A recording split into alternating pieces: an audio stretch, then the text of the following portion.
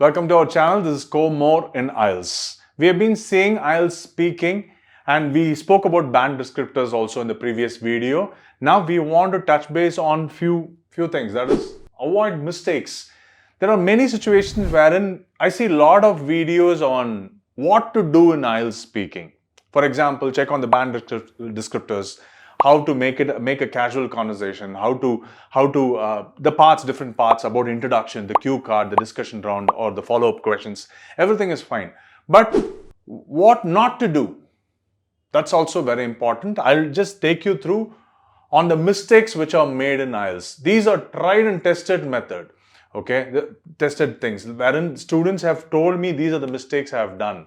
Okay, so I just want to give you certain mistakes which has happened and certain ways in which you can do things better. This is what I want to give you. So to start with, what are the common mistakes which happen? Like fillers. When we speak, as in the first band descriptor where I mentioned fluency and coherence, wherein you have to be fluent and you also should be understandable. That is coherence. That's where this matter comes in, wherein filler.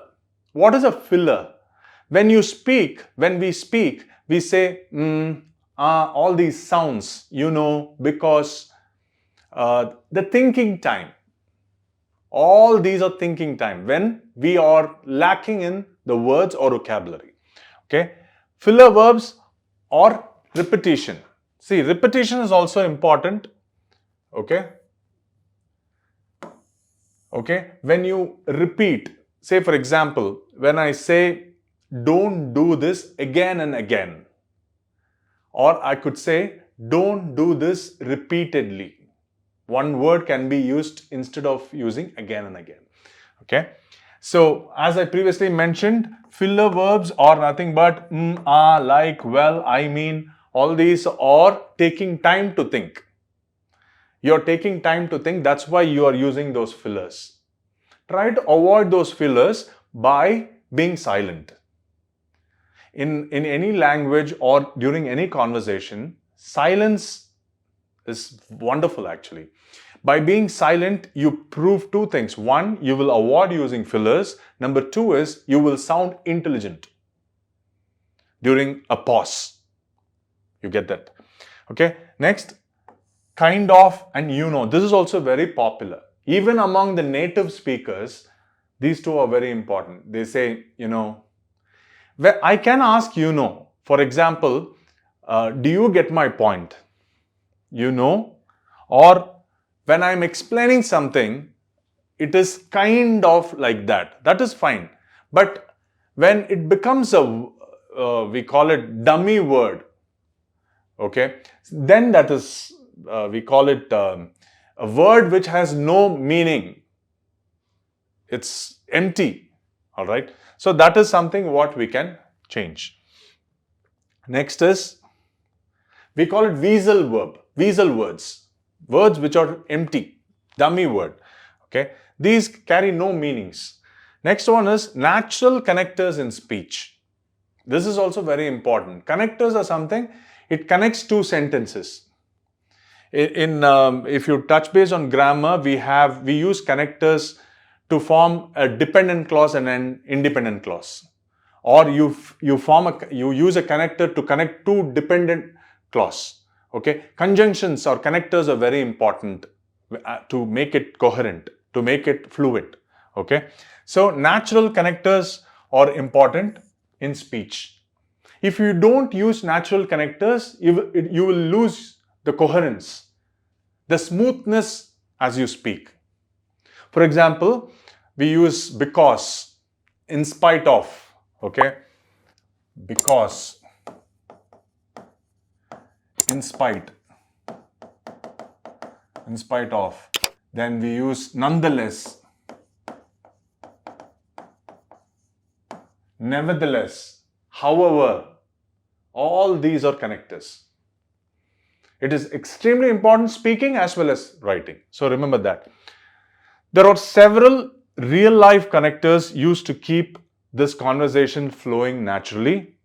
Let us see what it is.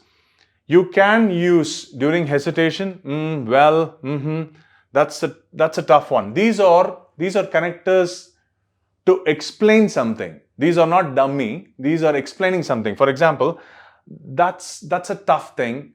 That's a tough question. But let me take some time to answer this. It is also a kind of a filler, but it's okay. When some interesting question comes up, you are thinking about the question, but in the meantime, to buy time, in the meantime, you are buying time and you say, that's an interesting question. I'll just take some time to think about it. Can I?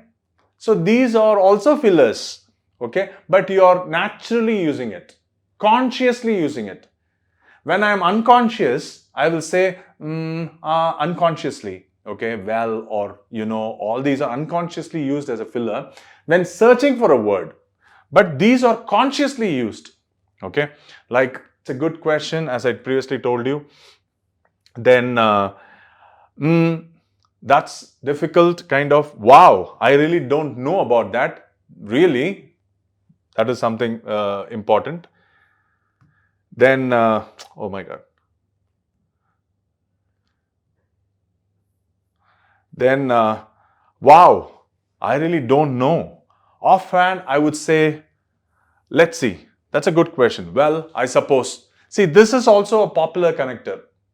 Wherein when I say, when a question is asked to me, when I say, well, according to me, I suppose, this is a way to start a sentence also. This can be a connector or a way to start a sentence as I think. Okay, natural connector. Okay.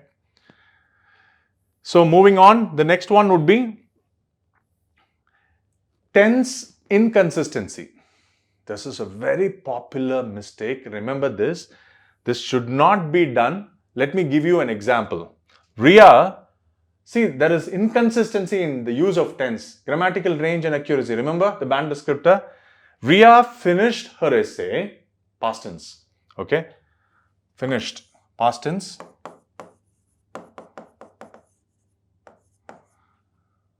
Ria finished her essay, tidies her room, and went out for supper. Went, past tense. Now, tidies is present tense. Right? Now, you see this inconsistency? Ria finished her essay, tidies her room, and went out for supper. Now, see the better form of the sentence. Ria finished her essay, past tense. Tidied her room, past tense. And went out for supper. This is what is consistency. This is inconsistency. Avoid this, and this is right. Okay? Next. Repeat the same word, as I previously told you, again and again. By repeating the same word, repeating the same word is called tautology. Okay? Tautology means when I mention something. For example, popularly in mail also, in email, we say, I will revert back. That is wrong, because revert and back are the same. I will revert, that's enough. Or I will talk to you, or I'll write back. That's fine. But revert back is wrong. Previously, I told you again and again. In some cases, I have seen, I personally, that is also tautology. I means it's personally. I will come there. I come there personally. It's all the same. So these are tautology. Repeating the same word, tautology. If you use the same word repeatedly, not again and again. So this should not be there. It has to be repeatedly. Okay. So the examiner will think that you have limited lexical resource, as I told you. Here is an example. It is an interesting trip. For example, it is an interesting trip because I met interesting people and did interesting things. You get that point? In writing also, this is a problem. In speaking also, we have this problem. When students, I don't know the synonyms for something which is interesting. You can use a lot of words which are parallel with interesting. That was a memorable event. Interesting, memorable. Okay. So these are the ways in which you can use multiple words. Okay. Use notes to plan your response for speaking part 2. Of course, they will give you a piece of paper and a pen. You can jot down notes wherein do some mind mapping. Mind mapping is popular. check out on Tony Buzan's mind mapping techniques, where you don't have to write, because only 1 minute is there for you. Don't have to write. Instead, mind map. Just jot down important points and you can speak better. Next one is, these are things which you can do to avoid those. If I do mind mapping, I know what exactly I have to communicate. Simple as it is. Use new words. You cannot fail in this interview, in this process, that is in speaking test. You cannot fail. There is nothing called fail or pass. You get a band. Okay. So use new words, try new things. Okay. Try to be more casual. Okay. But not too casual. All right. Shape up your accent during your pronunciation. See, I would say this is a tough thing, because accent is not important. You don't have to fake your accent. Instead, you can shape up your accent. What I mean here is, if you shape up, you relate yourself to a native English speaker. You may not carry MTI, mother tongue influence.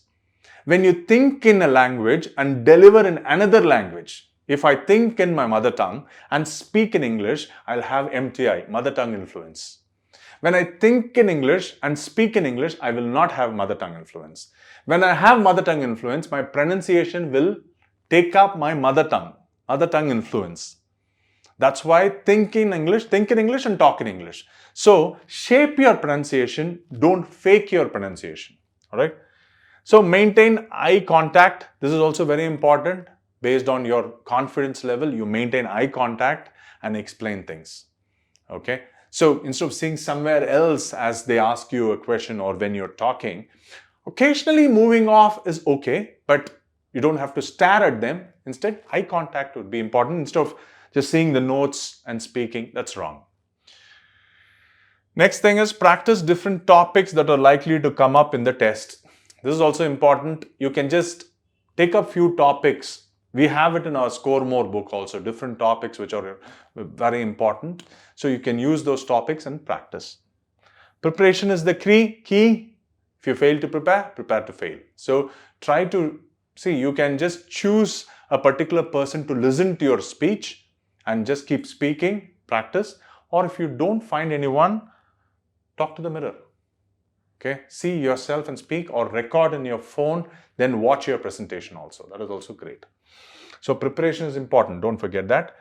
Next is, try to make it sound natural. That is also, fake it until you make it. That's also important, wherein you sound natural. Don't memorize certain text. Sound natural. Mistakes are common. Everyone make mistakes. It's okay. If you make a mistake, try to just go ahead. If in case it's possible, just correct it occasionally. If you continuously correct it, then you're lacking that is the skills. So don't do that. But if you're prepared enough, occasionally correcting is okay. And finally, be at ease. So this is also important. You have to be at ease, relaxed, not so tensed, confident as you speak. This is about IELTS speaking. The possible mistakes a student or a candidate can make, and what are the things you can avoid and also include as you speak in your test. So all the best. I'll see you in the next video.